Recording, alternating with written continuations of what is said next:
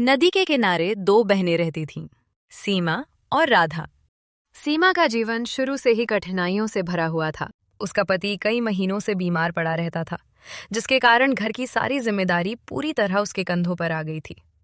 वो दिन रात मेहनत करके किसी तरह अपना घर चलाती थी, लेकिन फिर भी हिम्मत नहीं हारती थी। दूसरी ओर राधा की शादी एक अमीर व्यापारी से हुई थी और उसके जीवन में किसी चीज की कोई कमी नहीं थी। फिर भी उसका स्वभाव लालची और कंजूस था। वो अक्सर दूसरों की खुशियों को देखकर अंदर ही अंदर जलती रहती थी और अपने ही मन में गलत सोच पाल लेती थी। एक ही खून, पर किस्मत बिल्कुल अलग। राधा, मैं आ गई। बस थोड़ी देर हो गई। थोड़ी देर? सूरज सिर पर चढ़ाया है, इतने बड़े घर का काम खुद से होगा क्या? मुन्ना रात भर रोता रहा, पेट में बहुत दर्द था। बस मुझे ये रोने धोने की कहानी मत सुनाओ। काम करने आई हो या बहाने बनाने? या फिर अब काम करने का मन नहीं रहा? नहीं राधा, मैं अभी काम शुरू करती हूँ। सीमा झाड़ू लगाती है, धूल उड़ती है। राधा सोफे पर बैठकर चाय की चुस्की लेते हुए बस सिर हिलाती है। अरे दीदी, वो कोना देखो, वहां धूल दिख रही है मुझे। अभी साफ कर देती हूँ। अभी नहीं, अभी के अभी। मेरे घर में गंदगी बर्दाश्त नहीं। राधा चावल की टोकरी पटकती हुई कहती है, लो, ये भी कर लो। क्या करना है इसमें? अच्छे चावल अलग, टूटे हुए अलग। और सुनो, मेरे घर में सिर्फ बढ़िया चावल बनते हैं, समझी? सीमा के हाथ धीरे धीरे चावल चुनते हुए। शायद आज थोड़ा अच्छा चावल दे दे। मुन्ना को कई दिनों से ठीक खाना नहीं मिला। राधा, चावल साफ हो गए? राधा ने चावल की एक छोटी पोटली उठाई, उसे सीमा की तरफ बढ़ाते हुए। सीमा रुक जाती है, उसके हाथ में वही थैली। ये लो, तुम्हारे लिए टूटे हुए चावल। हमारे घर में तो कोई इन्हें नहीं खाता, लेकिन तुम्हारे घर में सब आराम से खा लेंगे। ठीक है बहन। सीमा राधा से पोटली लेकर धीरे धीरे अपने घर की ओर निकल पड़ती है। उसके कदमों में हल्की सी जल्दबाजी भी थी और मन में कई तरह के विचार चल रहे थे, जैसे वो उस पोटली के साथ कुछ खास उम्मीदें भी अपने साथ ले जा रही हों। माँ आ गई, माँ आ गई। माँ, आज क्या लाई? मिठाई लाई क्या? आज चावल लाई हूँ बेटा। कोई बात नहीं माँ, तुम हो ना, वही काफी है। सीमा की आंखों में आंसू, वो मुंह फेर लेती है। सीमा रात वही चावल पकाती। पहले वो अपने पति को प्यार से खाना परोसती, फिर अपने बच्चों को बैठाकर उन्हें भी खिलाती और अंत में खुद भी थोड़ा सा खाकर संतोष कर लेती। अगली सुबह सीमा जल्दी उठी और माया के घर काम करने के लिए निकल पड़ी। कौन है इतनी सुबह सुबह? मैं हूँ बहन, दरवाजा खोलो। राधा अभी भी आधी नींद में है, चेहरे पर हल्की झुंझलाहट साफ झलक रही है। अरे वाह, आज तो जल्दी आ गई। लगता है कल की डांट का असर हो गया। बस आज काम ज्यादा होगा ना, इसलिए जल्दी आ गई। अच्छा किया, क्योंकि आज खास दिन है। खास दिन? आज मुझे मछली खाने का मन है, और वो भी बहुत स्वादिष्ट। लेकिन पहले पूरा घर चमकना चाहिए, झाड़ू पोछा बर्तन सब कुछ। सीमा झाड़ू लगा रही है। दीदी, वो कोना फिर गंदा रह गया। अभी साफ कर देती हूँ। पोछा कर रही है। बर्तन मांजते वक्त हाथ लाल हो रहे हैं। और बर्तन अच्छे से चमकने चाहिए, मेहमान आ सकते हैं कभी भी। सीमा धीरे से अपने हाथ देखती है, छाले पड़ चुके हैं। चलो अब रसोई में जाओ, मछली बनाओ। कैसी बनानी है बहन? ऐसी की खुशबू पूरे मोहल्ले में जाए। मसाला हाथ से कूटना, समझी? सीमा सिलबट्टे पर झुककर धीरे धीरे मसाला पीस रही थी। उसके हाथों की लय एक जैसी बनी हुई थी। हर बार पत्थर आगे पीछे चलता और मसाले की खुशबू हवा में घुलने लगती। माथे पर हल्की पसीने की बूंदें थीं, लेकिन वो बिना रुके अपने काम में लगी रही। सीमा रसोई में बैठकर मछली बनाने की तैयारी करने लगती है। आज अगर थोड़ा सा मछली मिल जाए तो मुन्ना बहुत खुश हो जाएगा।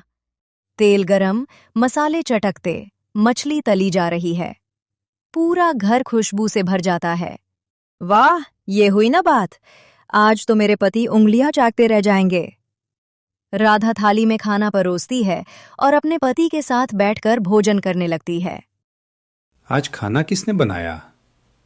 दीदी ने, लेकिन मेहनत मेरी ही समझो। सीमा बाहर खड़ी सब कुछ सुन रही है।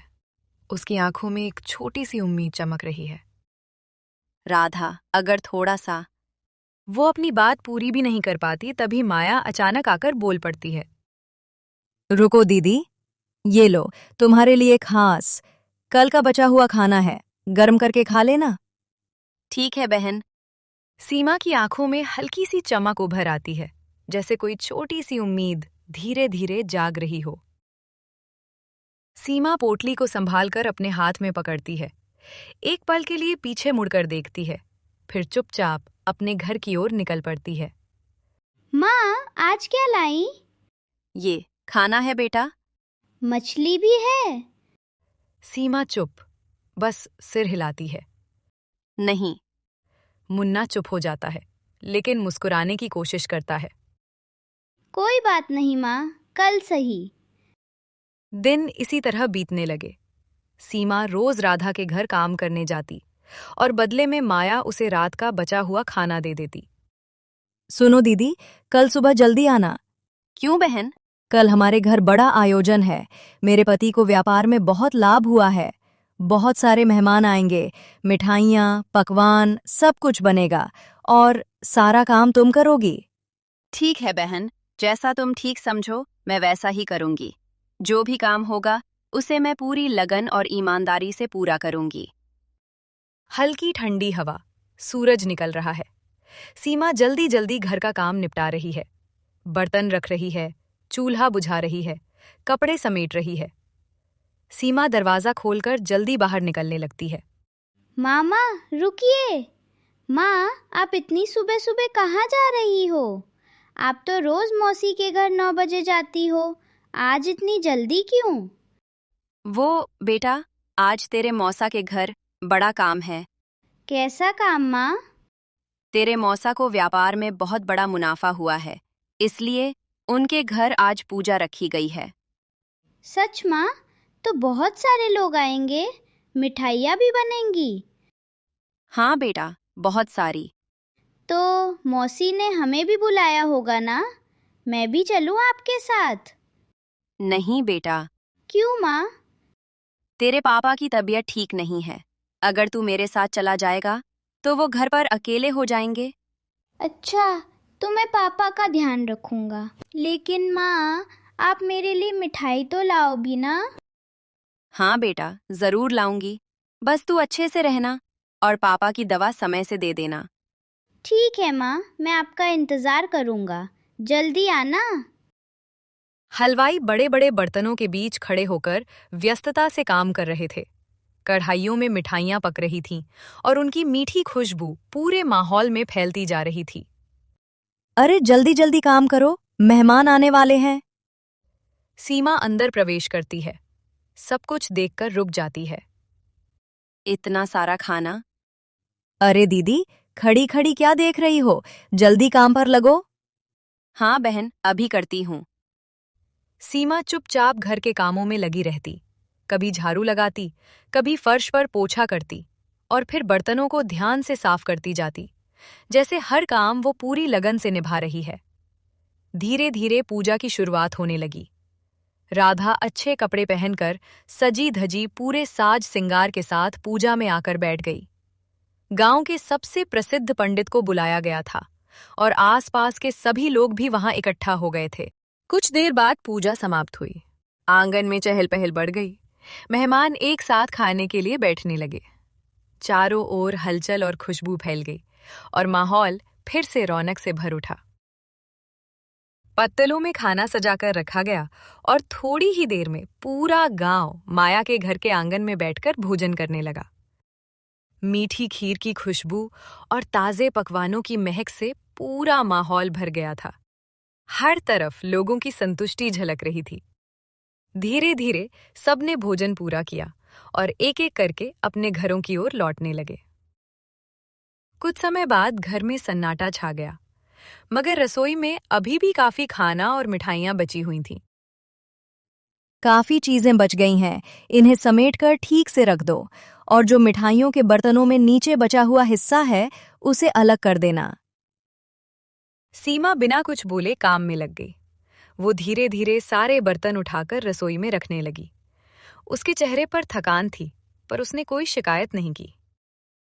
थोड़ी देर बाद राधा ने उसे अपने कमरे में बुलाया। उसके हाथ में एक छोटी सी गठरी थी। ये तुम्हारे लिए है, जो टुकड़े बच गए थे वही रख दिए हैं, अपने घर ले जाना। सीमा ने चुपचाप उसे ले लिया। उसने कुछ नहीं कहा, बस धीमे कदमों से बाहर निकल गई। रास्ते में चलते हुए उसका दिल भारी हो गया था। उसे अब साफ समझ आ गया था कि रिश्तों की असली सच्चाई क्या है। जैसे ही वो जंगल के रास्ते से गुजरी, उसकी नजर एक पुराने शांत मंदिर पर पड़ी। वो वहीं ठिठक गई। गांव में कहा जाता था कि उस जगह पर नाग देवता का वास है और जो भी सच्चे मन से वहां प्रार्थना करता है उसकी मनोकामना जरूर पूरी होती है। सीमा अंदर जाती है, हाथ जोड़ती है, आंसू जमीन पर गिरते हैं। हे नाग देवता, अब मुझसे ये जिंदगी नहीं जी जाती। हर दिन अपमान, हर दिन भूख, और आज भी मैं अपने बच्चे के लिए कुछ नहीं ला पाई। अगर आपको दया आती है तो मुझे यहीं खत्म कर दीजिए। मेरा बच्चा अब मेरी हालत और न देखे। अचानक मंदिर के अंदर हवा घूमती है। दिया तेज जलने लगता है। चारों तरफ तेज रोशनी फैलती है। ये क्या हो रहा है? रोशनी धीरे धीरे शांत हो जाती है। सब फिर सामान्य। मुझे यहाँ से जाना चाहिए। सीमा जल्दी जल्दी बाहर निकलती है। मुन्ना दरवाजे पर बैठा है, आंखों में इंतजार। माँ, आप आ गई। माँ, मिठाई लाई ना, जल्दी खोलो ना। सीमा रुक जाती है। हाथ कांप रहे हैं। सीमा धीरे धीरे पोटली खोलती है। पोटली में अब टूटे टुकड़े नहीं, बल्कि ताजी मिठाइयाँ, लड्डू, जलेबी, पेड़ा, कचौरी। मुन्ना खुशी से उछल पड़ता है। उसकी आंखों में चमक आ जाती है और चेहरे पर मासूम मुस्कान फैल जाती है। माँ, इतनी सारी मिठाई। वो तुरंत खाने लगता है। सीमा हैरान, कांपती आवाज में, ये कैसे? मैं तो सिर्फ चूरा लाई थी। सीमा धीरे धीरे घर के अंदर कदम रखती है। जैसे ही वो अंदर जाती है, उसकी आंखें फटी की फटी रह जाती हैं। उसका साधारण सा घर अब किसी भव्य महल में बदल चुका होता है। दीवारें ऐसी चमक रही होती हैं मानो उन पर रोशनी नाच रही हो। चारों ओर सोना चांदी बिखरा पड़ा है, जिसकी चमक से पूरा घर जगमगा रहा है। सीमा कुछ पल के लिए वहीं ठिठक जाती है। उसे अपनी आंखों पर यकीन ही नहीं होता। सीमा मुड़ती है। उसका बीमार पति अपने पैरों पर खड़ा है। आप खड़े हो गए? सीमा, मुझे खुद समझ नहीं आ रहा। अचानक शरीर में ताकत आ गई। माँ, देखो ना, पापा ठीक हो गए।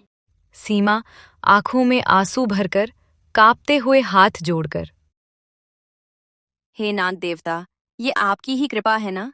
पर क्या ये चमत्कार हमेशा रहेगा या इसके पीछे कोई राज छुपा है?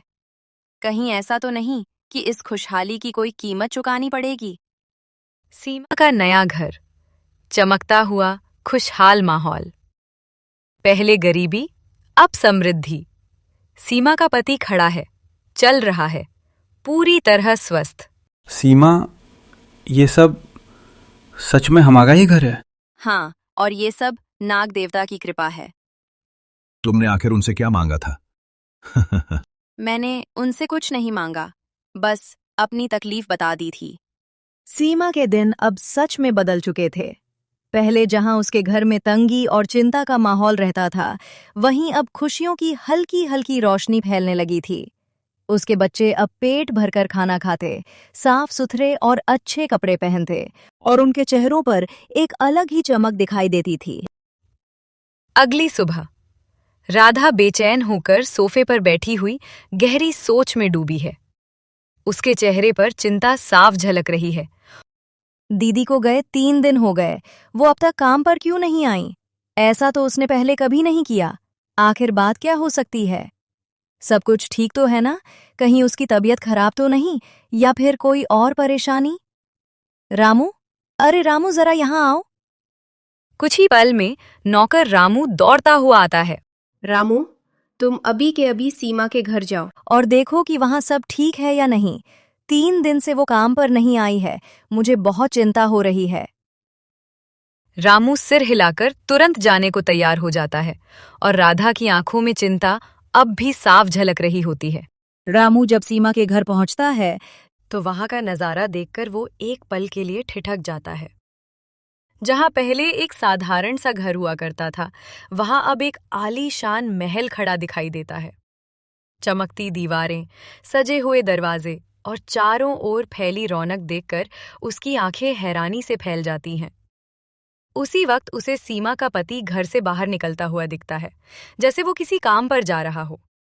उसके कपड़े भी पहले से कहीं ज्यादा अच्छे और साफ सुथरे होते हैं। ये तो महल बन गया। रामू घबराकर तेजी से भागता हुआ वापस आता है और अपनी मालकिन को सब कुछ बता देता है। मालकिन, आपकी बहन बहुत अमीर हो गई है। उनका घर सोने चांदी से भरा पड़ा है। क्या? ये कैसे हो सकता है? जब वो गई थी तो सिर्फ मिठाई के चूरे और चीनी के टुकड़े लेकर गई थी। फिर ये सब कैसे हो गया? नहीं, ये राज मुझे जानना ही होगा। अगली सुबह माया जल्दी उठकर तैयार होती है।